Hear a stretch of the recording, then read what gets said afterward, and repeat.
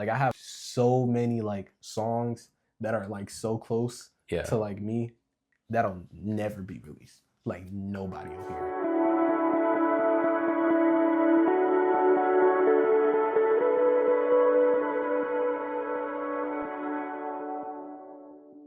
First of all, how are you feeling? I'm chilling. I'm chilling. Bro, you good? Yeah, I'm good. Welcome back. Thank you. Welcome back 2 days later. Right. I really appreciate you making time for this one to get it right. That's like how I can tell when an artist is like really about their stuff. Is not only are they willing to do it again, but they're happy to. Yeah, like they're ready. Like, let's make it the best it can be. Yeah. Did you record yesterday? Did I record? Or did you miss a day? I think no. I definitely missed a day. I think I missed a day like yesterday, but I recorded the day before yesterday. Okay. That's the thing about music. You need cycles. Sometimes you make a whole bunch of songs and a lot of the songs are gonna sound the same. And if you keep doing that, then a lot of your songs are gonna sound the same. Sometimes you need some space to breathe and like live life. What do you do like to take that time? Like what do you do when you're living life? How do you recharge? I hang out with Gun, I hang out with my girlfriend, and I go to work.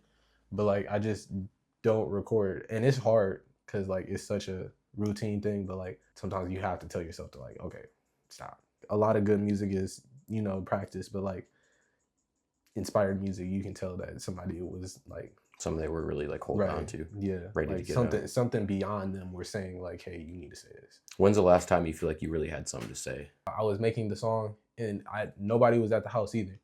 And I just like I wrote it and I'm writing it and I'm hearing my beat. My homeboy Conscious gave it to me. Like I was just really like laying like what I had in, just laying it out. Cause I was just angry. Like it was like after comes from. Yeah. And like it's after a breakup. Like everybody's been through a breakup before. Yeah, you'd mentioned that you've kind of like learned how to speak through music. Yeah. Do you think that's helped you in real life as well to speak more about your feelings? It's teaching me what I'm feeling. Yeah. But I'm still learning on the process of explaining it to other people. With that album, did you start with like one song or did you kind of conceptualize like I want to make a project about this, like getting through this period of my life? I think it was just songs that I made throughout that whole year. Yeah. Like I was making the album, but I didn't think I was making the album. I was just going through it like a shitty relationship and not even realizing that it was all going to the same story. It was just at the end, I got all these songs that I did drop, right? And they're obviously about a relationship, right? You can see when I'm happy and you can see when it starts turning and you can see the downfall. Maybe if I just add some filler in there, that's one thing that I don't like that I used to do. I used to add a lot of filler songs into my shit. If I'm not 100% fucking with the song, I shouldn't put it on a tape or like an art project. At the end of the day, it's probably just gonna weigh it down because it's not a part of the vision. Something that sets you apart from a lot of artists I've talked to is they're more focused on putting something out. Either like a release schedule or just trying to get like feedback and everything. But it seems like you're a lot more focused on craft and like just doing it for yourself. Yeah, and the putting it out is kind of secondary in a way. Do you listen to the music you record like to and from work or like when you're at work and kind of? Yeah, I probably listen to the band more than I listen to anything else. So I can hear it. Yeah. You know what I'm saying? Like really understand. Let it catch you like at different times. Yeah. Like let's say I make a song tonight and I got work tomorrow. I'm gonna listen to it tonight. I'm gonna listen to it on the way to work tomorrow. I'm gonna listen to it on the bus to work tomorrow. I'm gonna listen to it at work tomorrow at least 4 times. Listen to it on the way home. Listen to it here and then try to mix some shit. See if I can make it better. You ever feel an emotion and be like, I want to hear a song for that emotion? And then be like, I can't find a song for that shit. Absolutely, yeah. Frequently. So I go through that a lot too. So dead ass, I was just like, I'm gonna just start making the songs that I need to listen to. How important is that for you? Because I know you said you usually punch, correct? Do you ever find yourself like you have a good flow, you have like some lyrics, you have something you want to get out, but the energy isn't there? How do you reconcile that? Like, what do you do about that? There's been times where I've written songs where I thought was amazing and I thought it was going to take everybody out the hood and it's going to be straight. And then I recorded it and something was off. I don't know if it just felt like my voice wasn't right. And like I said, like I'll listen to it over and over again. I'll see if it can be salvaged. But sometimes, I'm not going to lie, you just got to let it go. You just got to let it go. Sometimes even as a consumer, like without creating something, you might not be the audience for it at that moment, but someone's got to hit you with the right moment, the right way. Yeah. So sometimes that can be powerful too. Absolutely. I was making music maybe like a year or two before I met Gun, or before me and him started hanging out. And literally how I made music before, I was like, I'm going to delete all of that from my memory and relearn from the ground up, relearn how to make music. And he literally taught me how to remake music. And then now I can like add that shit with like some older shit. And now I got like a whole little, you know, like a whole little different lane that I could tap into if I wanted to. You can't force music. Yeah. You can't force music. You have to let it happen naturally. So that kind of relieves some of the pressure for you to find that flow state. Absolutely. And then go back and get more in tune with yourself when you're actually recording. Literally all you do, I'm listening to the beat. The first thing I'm saying, I'm not even saying words, I'm just gibbering. I'm trying to catch the beat. Right? And then I just keep doing that until I start finding words, putting words in where that flow is. And I start turning it into words. And then the words are flowing on the beat majestically. It's whatever that I'm feeling. And I feel like that's the best type of music. Because I'm feeling the same thing that you've probably felt, the same thing that he's probably felt, the same thing that he's probably felt. Especially if you're recording consistently like that, because you're getting these like little snapshots. A lot of times, like I'll get discouraged, like because it'll be like time in between the shows. Nobody really talks about that. Yeah. If you're like rocking a show, and then like you have to live like normal life for like the next 3 months.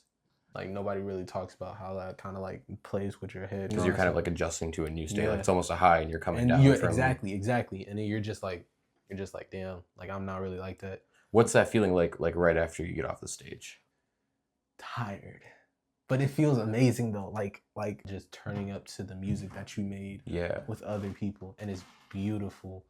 And then you get home and you still feel good. You probably feel good for like the next 3 days or something. Do you think you record better music after like coming off of that? I don't know. Really, I feel like I make my best music when something terrible happens. One of the best things that I've read is art is a safe distance from which we can explore emotion. Absolutely. Because you're disconnected enough from it, especially other people's art. If you see something in a film or listen to a song and it relates to you, but it's distant enough to where it's not your thing. So you can kind of work through a little bit of it and get like familiar with that space without having to like embrace all of it. Absolutely. I probably made my best music like when I didn't have anybody listening to it. Nobody like really close to me listened to my music, so they couldn't really ask me like what the fuck is going on. Do you ever like hold back and not show certain songs for that reason? Yes. Absolutely. And like I'll still make it because that's still me expressing myself, but it'll just be like I have a so many like songs that are like so close to like me that'll never be released. Like nobody will hear it. People will be like, no, I don't want to start because I don't have the right equipment, or if somebody will give me a chance. And I'm like, somebody give you a chance, you got a phone. I know you got some headphones. That's all you need. You get you a BandLab, you go on TikTok and look up how to put the beat on BandLab. What is it about creating for you? Because I feel like as artists, the lens through which we see the world is different. So even though you and I make different things, there's still that core of creation within that. What is it about creating something out of nothing? Creating something, anything out of nothing is beautiful. That's why I think like mothers are like awesome. Because they're creating like a whole living being, you know what I'm saying? Like creating in general is just amazing. You know what I'm saying? Like I don't even have any words to say. Like it's just amazing. It does, it's beyond words. Right. You know what I'm saying? I got stuff that I can create and I can look back on and be proud of. Which is better because it's you. It's coming. Exactly. It's coming from you know what I'm saying? It's not like a shitty second place trophy or like some shit like for a race or some shit. It's me. You guys call yourselves a band. Take me through that. Right. The band has a bunch of solo artists, but when it's with the band, it's the band. You know what I'm saying? It's the group. It's all of that. It's the Temptations. It's Wu-Tang. It's all of it, right? It could be me, Gun, and a group. If they coming in, we're all for the band. If you don't know our names, that's fine because you thinking about the band. I feel like you guys are very blessed to have, at least I've only seen the two of you interact, but a very good like creative relationship, because a lot of people they're creating in their own pockets and they have people they collaborate with. But like you said, it's not a band. It's they're featuring on that person's thing or vice versa. I wanted a feature from Gun, I wanted a feature from him, and he was like, bro, I don't do features from people that's not my friends. And I was like, some type shit, we friends now. And then the nigga literally came to my house that day and we made music. If you could tell everybody in the world one thing, what would it be? If you feel like you want to take a chance on something and everybody is telling you that you're wrong for taking that chance, take the chance. You die once. Do what you want, okay? Nobody can tell you that you're wrong for feeling the way that you want to feel. Thanks for tuning back up, bro. Appreciate you, man. Thanks for sitting down for this. Of course.